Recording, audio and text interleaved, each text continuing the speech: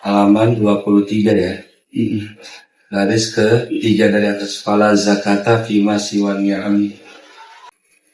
Bismillahirrahmanirrahim. Subhanaka la ilma lana illa ma 'allamtana innaka antal alimul hakim. Allahumma shalli wa sallim ala sayyidina Muhammadin al-fatihil al-khatim lima sabaq an-nasrul haqqul bil haqqi wal hadi ila siratal mustaqim wa ala alihi wa qadrihi. Fala zakata fima siwan ni'ami as-salimati. Maka tidak ada zakat terhadap selain binatang ternak yang digembalakan. Ai ra'iyatin yang digembalakan fi kala'in mubahin dalam padang rumput yang mubah. Wala hauli dalam tiap tahunnya. Bi'filil maliki dengan perbuatan sang pemilik awakilihi atau wakilnya. Awalihi atau walinya, awil hakimi atau hakim. Jadi harus dikeluarkan zakatnya ya, bagi wakilnya yang punya peternakan itu, bahkan sampai hakim ya, ligoibati jika ketiadaan pemilik masalah sumpah. Jadi fala yajuzu zakata fi saimatin binafsiha, maka tidak boleh zakat fi saimatin binafsiha pada binatang gembalaan binafsiha dengan sendirinya. Sebab kan kadang-kadang ada binatang yang memang dari hutan, dari apa, nggak punya mau di situ sih, nggak ada yang punya. Ini kalau pemiliknya ada zakat, tapi kalau nggak ada yang punya milik, jangan zakat-zakatin aja. Karena yang binatang memang kayak rusa itu kan nggak ada pemiliknya. Rusa itu enggak. Apalagi itu apa? Binatang yang suka di Afrika kita lihat di Discovery itu, binatang kan kayak kambing, seperti sapi atau kerbau, antelope. Itu kan binatang yang ada di kala'in mubahin. Itu mah nggak ada zakat itu, karena nggak ada yang punya kecuali negara.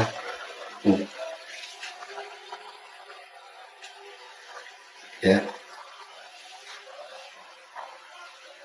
Kada fituhfah, demikian dalam keterangan kitab Tuhfah. Waqtasat as-saimatu, dan dikhususkan as-saimatu binatang ternak yang digembalakan dizakati dengan zakat la paling taufili mu'anatuha, karena ya kurang biaya perawatannya, kan cuma digembalain doang, diumbar gitu. Kalau misalnya binatang ternak yang di kandang kan yang nggak digembalai gitu, itu kan ada biaya apa tambahan, nyari rumput, perawatan, nyuntik segala macam.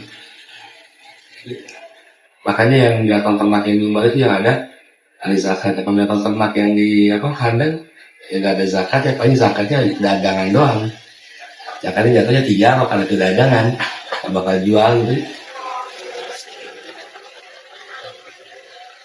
Ya kayak di film-film cowboy itu, ya, dibuka gerbangnya, sapinya pada keluar, nanti sore dimasukin lagi. Nah itu yang ada zakat ya.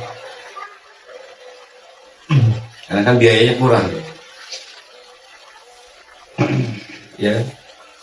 Kenapa kurang biayanya? Birai dengan pengembalaan fi kala'in mubahin, di lapangan yang mubah, al mamlukin atau yang dimiliki, kimatuhu harganya ya siratun itu murah, layu adu mituha ya, yang tidak dihitung misalnya, kulpatan keberatan fi muqabalati namaiha, di dalam berhadapan dengan pertumbuhannya binatang. Ini kan nggak ada biaya tambahan, nggak dari rumput ya.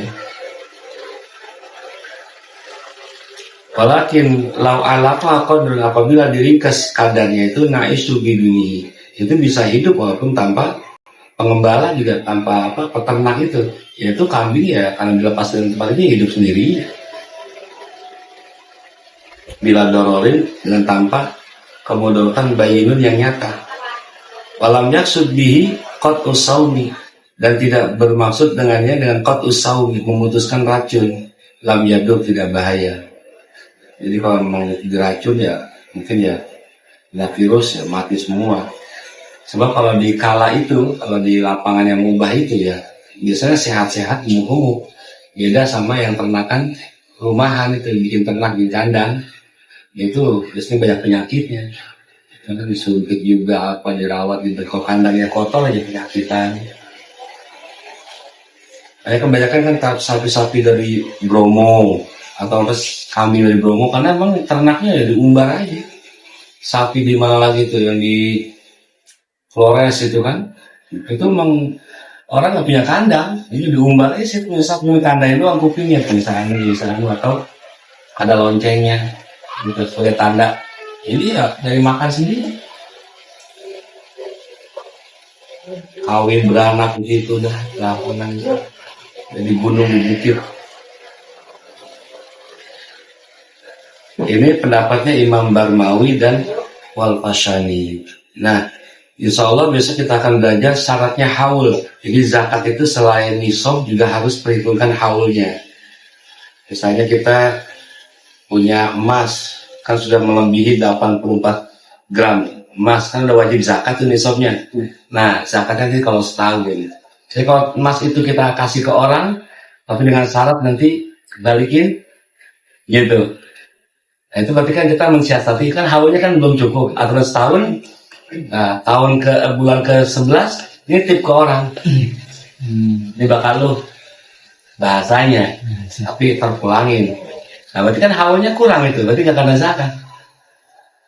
Ya, kalau mau ngakalin biar nggak zakat. Nah, biar nggak zakat. Itu caranya.